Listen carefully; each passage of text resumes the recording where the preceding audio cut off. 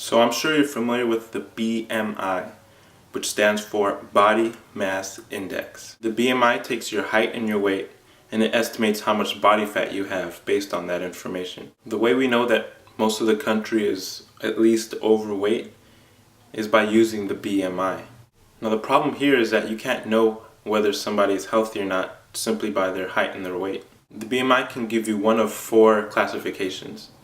It can either tell you that you're underweight, normal weight, overweight, or obese. But we quickly run into two huge problems with the BMI. Now the first one is with the BMI itself, and that is that the BMI is not a medical tool. What this means is that you can't know whether somebody's healthy or not just by their BMI. So you'll never see a doctor relying on the BMI to know whether a patient is healthy or not. Instead, they'll do blood work and other lab work to really find out whether somebody is healthy. And the second problem is the way that we use the BMI. The problem is that when people find out that they're overweight or obese according to the BMI, there's this quick impulse to want to lose that weight, to conform to it. So basically, we'll lose the weight just because the BMI told us that it might be a good idea. And then, just like our weight, we end up chasing after some number that really doesn't mean much. And this brings us to the root of the problem, that the BMI cannot calculate body composition. Now, body composition considers the amount of muscle and fat that you have in your body. So two people, or even the same person at one weight,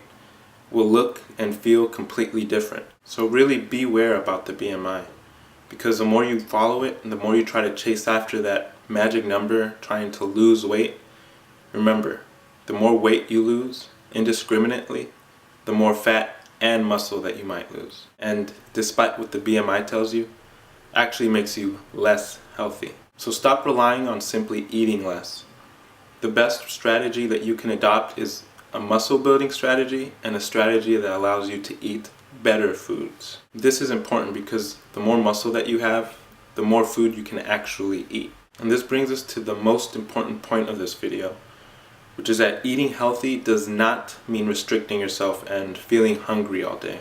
If you currently have a bad relationship with food, if you currently feel like eating well means being hungry all day, then click on my next video about how to eat to be satisfied. In it, you'll find out how you need to eat to be satisfied and ultimately to be healthy. I'll give you all the information that you need to take your next step in the right direction. I'll see you in the next video.